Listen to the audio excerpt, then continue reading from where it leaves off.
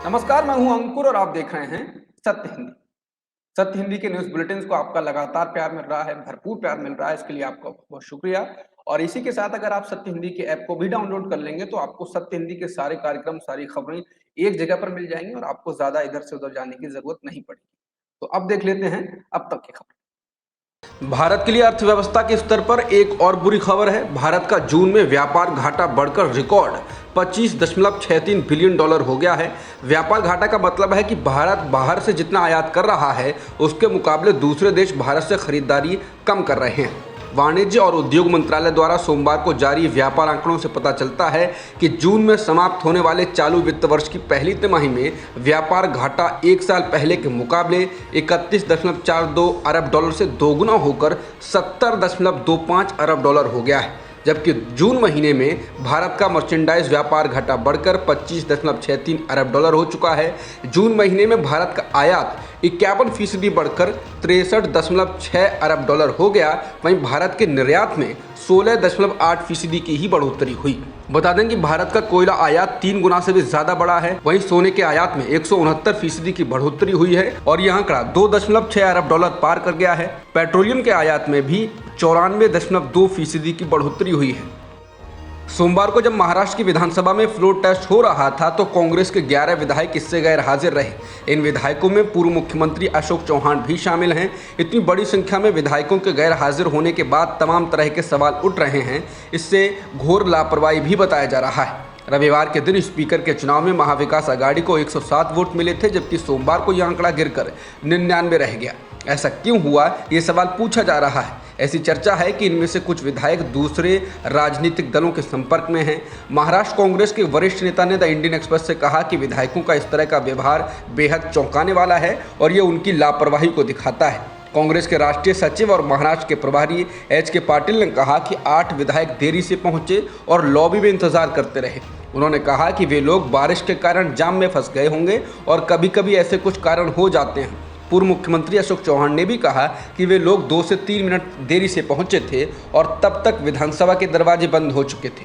उन्होंने कहा कि वे लोग जाम में फंस गए थे, लेकिन कांग्रेस के एक वरिष्ठ नेता ने फ्लोर टेस्ट को बेहद हल्के में लिए जाने की बात कही। उन्होंने कहा कि ना कोई व्हिप जारी किया गया और ना ही कोई बैठक हुई और इस वजह से विधायक इसके लिए गंभीर नहीं थे।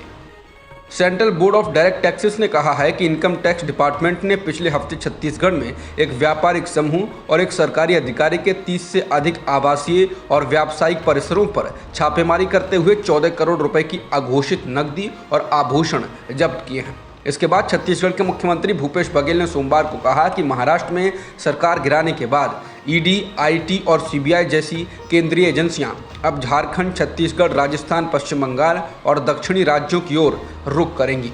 मुख्यमंत्री ने कहा कि केंद्र सरकार ईडी, सीबीआई और आईटी विभाग जैसी केंद्रीय एजेंसियों का दुरुपयोग कर रही है। क्या पिछले 8 वर्षों में भाजपा शासित राज्यों में ऐसी कोई गतिविधि हुई है? ईडी, आईटी को लगाकर केंद्र विपक्षी दलों और राज्यों में विपक्षी नेताओं द्वारा शासित राज्यों को कंट्रोल करने की कोशिश कर रहा है। बघेल ने कहा कि मीडिया और राजनेताओं को नियंत्रित करने से उन्हें कोई फायदा नहीं होने वाला है। जम्मू कश्मीर में विधानसभा चुनाव की आहट शुरू हो चुकी है और गुपकार गठबंधन ने कहा कि वो विधानसभा चुनाव मिलकर लड़ेगा। माना जा रहा है कि इस साल के अंत या अगले साल की शुरुआत में जम्मू कश्मीर में विधानसभा के चुनाव हो सकते हैं। विधानसभा चुनाव साथ मिलकर लड़ने का ये फैसला पूर्व मुख्यमंत्री और गुपकार गठबंधन के अध्यक्ष फारूक अब्दुल्ला और गठबंधन की उपाध्यक्ष महबूबा मुफ्ती ने दिया है। हालांकि इससे पहले भी उमर अब्दुल्ला और महबूबा मुफ्ती ने संकेत दिए थे कि गठबंधन में शामिल दल मिलकर चुनाव लड़ सकते हैं और अब इस पर मोहर लग गई है। इससे पहले इन दलों ने डीडीसी का चुनाव भी मिलकर लड़ा था।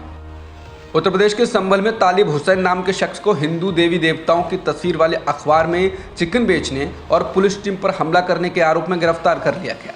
समाचार एजेंसी पीटीआई के मुताबिक मामला रविवार का है, जब कुछ लोगों ने तालिब हुसैन को लेकर शिकायत की कि वो अपनी दुकान पर हिंदू देवी देवताओं की तस्वीर छपे अखबार में चिकन लपेटकर बेच रहे हैं। लोगों ने आरोप लगाया कि इससे उनकी भावनाएं आहत हुई हैं और पुलिस में शिकायत की। इसके बाद पुलिस ने अपनी एफआईआर में इस बात का भी जिक्र किया है कि जब पुलिस टीम दुकान पर पहुंची तो तालिब हुसैन ने कथित तौर पर उन पर हत्या के इरादे से चाकू से हमला किया।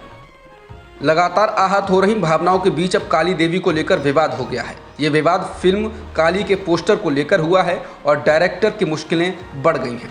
फिल्म काली की डायरेक्टर लीना मडमेकलाई ने इस मुद्दे पर चुप्पी तोड़ी। शनिवार को उन्होंने ट्विटर पर जो पोस्टर साझा किया था उसमें एक महिला को देवी काली के वेश में सिगरेट पीते हुए दिखाया गया।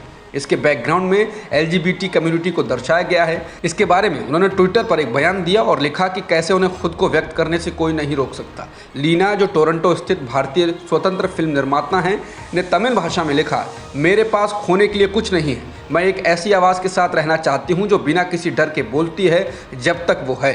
कीमत मेरी जान है तो दे दूंगी। बता दें, सोमवार को दिल्ली के वकील विनीत जिंदल ने लीना के खिलाफ दिल्ली पुलिस की साइबर सेल में शिकायत दर्ज कराई। उन्होंने अपनी शिकायत में कहा कि लीना ने अपनी फिल्म के पोस्टर से धार्मिक भावनाओं को ठेस पहुंचाई है। पुलिस ने लीना के खिलाफ केस दर्ज कर लिया है। कनाडा में इंडियन हाई कमीशन ने सोमवार को फिल्म निर्माता लीना द्वारा धूम्रपान करते हुए काली देवी के पोस्टर पर बयान जारी किया और कनाडा के अधिकारियों और कार्यक्रम के आयोजकों से ऐसी सभी उत्तेजक सामग्री को हटाने का आग्रह किया।